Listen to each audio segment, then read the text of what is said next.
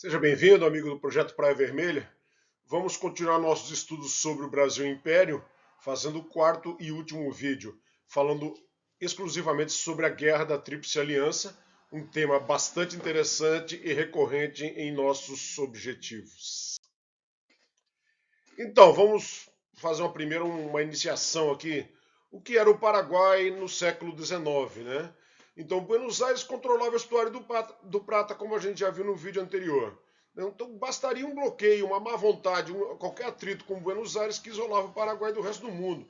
Lembro que nessa época, por terra, tudo era muito difícil, muito distante, muito complicado, né? Então, as rotas eram por rios mesmo, e a única saída para o mar era bastante complicado, tá? E o Paraguai passou por um processo de crescimento político, crescimento econômico, crescimento da produção agropecuária e uma iniciação do processo de industrialização. Tá? Conseguiu o reconhecimento de sua independência com os principais países. Tá? E com esse progresso, com essa necessidade de comerciar, ele tinha feito uma política para dentro, para tentar desenvolver sem necessidade, ele viu que não dava. Tá? Não dava. E aí surgiu um projeto das necessidades do Paraguai chamado Paraguai Maior. Nessa época, tanto o Brasil quanto a Argentina e quanto o Uruguai, a gente viu, eram países que estavam com bastante problema, né? Então o Paraguai, acredito que viu ali uma possibilidade de inserir esse Paraguai Maior nessa oportunidade. E com a morte aí do Carlos Lopes, que foi o grande idealizador desse processo de desenvolvimento, seu filho aproveitou as condições, já tinha uma certa condição industrial, condição de produzir algumas armas, e viu que a vizinhança estava ruim. O Francisco Solano Lopes, então, preparou o Paraguai militarmente e partiu para desenvolver o seu objetivo. Então, a gente já viu ali o grande problema que havia no Uruguai. O Brasil interveio lá no Uruguai, fez uma intervenção, retirou o Partido Blanco do poder, colocou o Partido Colorado. Tá? Da mesma forma, a Argentina percebeu a atuação da ligação do Partido Blanco com o Solano Lopes, apoiou a causa brasileira, uma coisa meio esquisita, depois de uma guerra por causa do Uruguai, a Argentina acabou apoiando a causa brasileira.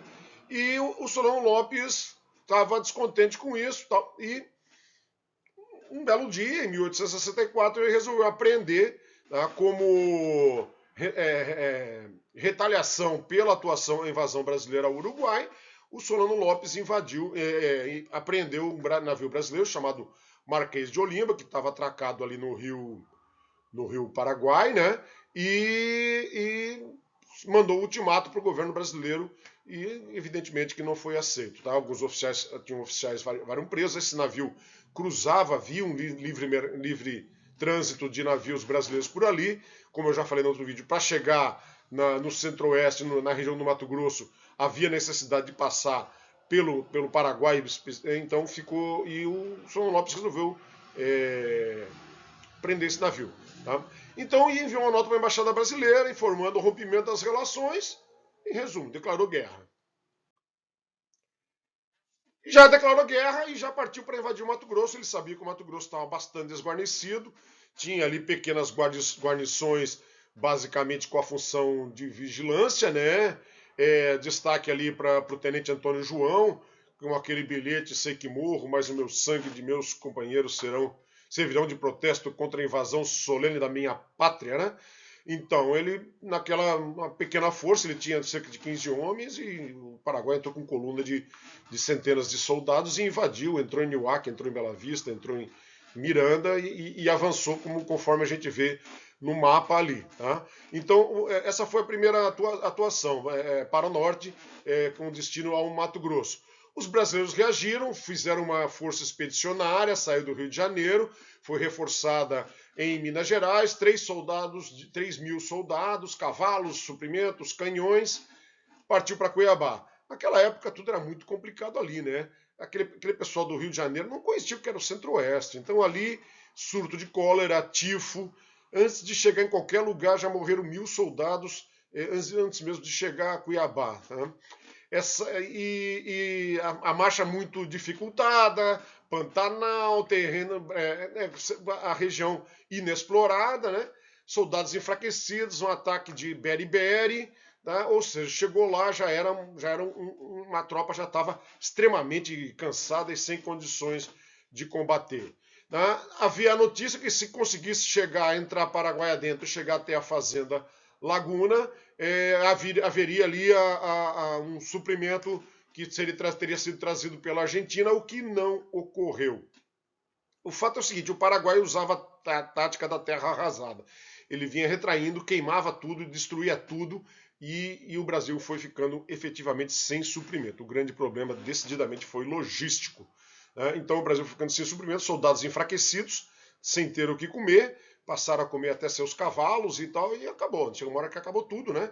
Com tifo, com cólera, com beriberi, e o resultado foi que houve a retirada da laguna, e 700 soldados conseguiram chegar novamente de volta e sobreviver a esse episódio dramático da nossa história.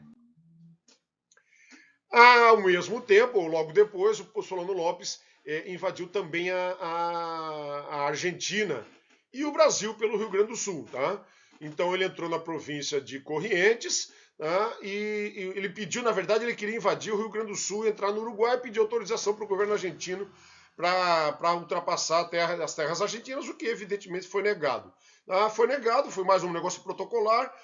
Lopes invadiu, chegou a ter 25 mil soldados, desceu até o Rio Grande do Sul em 2 colunas. A coluna principal chegou até Uruguaiana, entrando ali por Itaqui e São Borja. Tá? Então, aí Brasil e Argentina viram essa audácia de Solano Lopes e firmaram o Tratado da Tríplice Aliança. Esse tratado foi assinado ainda em 1865, estabelecia diversas convenções militares, políticas, econômicas, acertando despesas, navegabilidade, efetivos, né? Fixava uma aliança ofensiva e defensiva contra o governo do Paraguai. Ficou bem estabelecido que não era contra o povo, e sim contra o governo paraguaio. Estabelecia tanto é que as guerras anteriores também, guerra contra Aguirre, guerras contra Rosas, então são guerras que ficam sempre os países deixaram bem claro que a guerra não era contra o povo, né? Estabeleceu o Mitre, que era o presidente argentino, como comandante em chefe, por questões políticas, né, para o chefe de Estado, o Brasil, o chefe de Estado não iria, né, questões para atrair a simpatia dos argentinos e dos uruguaios, e até por questões econômicas, a Argentina estava muito mais próxima para poder fornecer o apoio logístico necessário para os exércitos aliados. E as despesas decorriam por conta de cada país. Os aliados só cruzariam as armas depois de derrubado o governo paraguaio.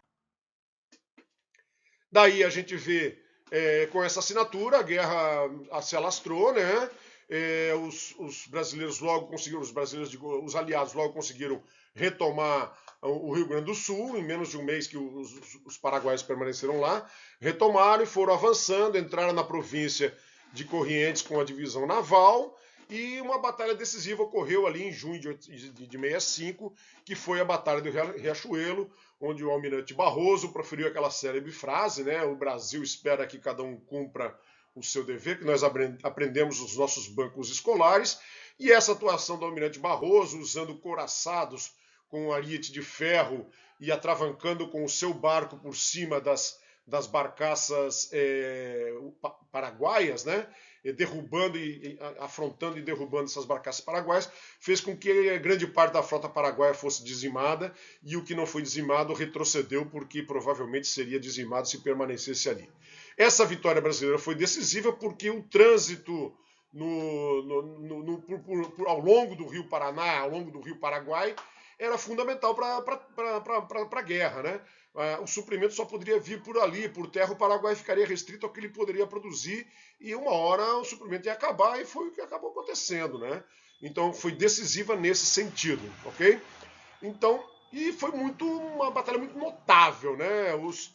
A atuação do almirante Barroso foi historicamente reconhecida.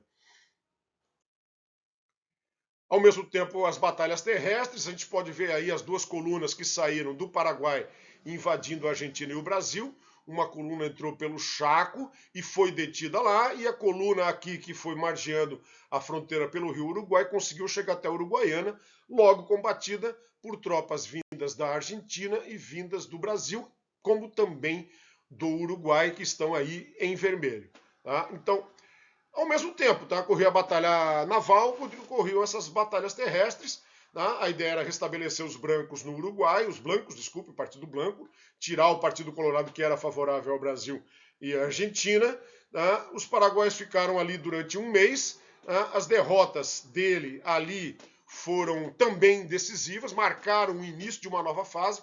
Acabou ali as ofensivas paraguaias e se iniciaram as ofensivas brasileiras. Né? O despreparo inicial brasileiro foi até impressionante, porque tomaram muito facilmente, né? Foram combatidos ali com facões, com lanças, sem nenhuma condição, né? E o Brasil teve que se reestruturar, né?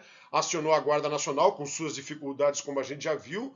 A Guarda Nacional era uma tropa de elite e tal, então muita gente refugando, não querendo vir para a guerra, batalhões de voluntários da pátria, negros que tinham a promessa de ser alforriados se viessem para cá, e foi dessa forma que conseguiu se mobilizar em torno de 38 mil soldados brasileiros. A Argentina também tinha suas dificuldades, mobilizou 25 mil, e o Paraguai em torno de 3 mil, um contingente que foi diminuindo ao longo do conflito. Tá? Então, o fato é que já em abril de 66, essa tropa toda entrou nas terras paraguaias, foi em direção ao Paraguai, com a cobertura do Almirante Tamandaré, a cobertura naval. Então a gente consegue ver aqui o avanço inicialmente das tropas paraguaias até o sul, tá? Que foram detidos ali em Corrientes, uma das colunas, a outra chegou até a Uruguaiana. As áreas litigiosas ali que o Paraguai pleiteava inicialmente com a Argentina e com o Brasil, e as fronteiras que eram já questionáveis, mas eram as fronteiras anteriores e acabaram ficando as fronteiras definitivas. E aí começou a ofensiva aliada. Ofensiva, guerra em Estero Belaco, tá? As forças de Lopes recuaram, em Estero Belaco houve uma batalha, os aliados perderam 1.600 homens, Paraguai 1.300. Lopes determinou um contra-ataque maciço sobre Tuiuti e ocorreu aí a maior batalha campal da história da América do Sul. 24 mil homens paraguaios investiram contra as tropas aliadas que estavam ainda ao comando de Bartolomeu Mitre. Tá? Esse contingente o contingente brasileiro era comandado por Osório, e também teve uma destacada atuação de Malé, né? Que venham aqui não passarão, né? Não me lembro, acho que era essa frase que ele falou, comandante da artilharia. Tá? Nessa batalha, então, considerada a maior, mais sangrenta da América, 6 horas de luta, 4 mil soldados mortos das forças aliadas e 5 mil soldados mortos do Paraguai. Tá? Desculpe. Né? Depois de 6 horas, os aliados contavam 4.105 mil feridos, desculpe. 6 mil mortos e 7 mil feridos por parte da tropa paraguaia. A ofensiva continuou até chegar em Curupaiti. Tá? Tomaram o forte de Curuçu, tá? E o Paraguai se reestruturou em Curupaiti, tentaram atuar em Curupaiti, mas o Lopes reforçou lá com trincheiras, muralhas, fossos, etc., 5 mil soldados, e um grande bombardeio naval. A força aliada foi atacar com 21 mil homens, atacou abertamente, achou que ia ser fácil, achou que o bombardeio seria suficiente e sofreu duras baixas, perdendo cerca de 4 mil soldados. Né? Foi um erro primário de Mitre, isso foi um erro reconhecido, né? Achou que o bombardeio seria suficiente, que eles não teriam resistência, e teve, né? Fossos, terrenos alagadiços, árvores derrubadas, troncos, galhos, arame farpado, e os soldados brasileiros se tornaram um alvo fácil. Morrer 4 mil soldados à beira de uma pequena... um pequeno muro ali, né? Pô, era uma muralha, mas é realmente triste, né? Aí essa derrota foi impactante e dela surgiu uma grande mudança política. O Mitre deixou o comando das Forças Aliadas e, ao mesmo tempo, o presidente do Uruguai também faleceu. E aí foi nomeado Duque de Caxias. Mas antes aqui, olhando esse mapa aqui, para a gente ter uma ideia da região onde essas batalhas eram travadas, tá? Então, mais ou menos na confluência entre o rio Paraná e o Paraguai, tem ali os fortes de Humaitá, Curupaiti, Curuzu e a região de Esteiro Belhaco e Tuiuti, tá? Essa mudança, então, o imperador brasileiro entregou o comando das forças a Caxias, tá?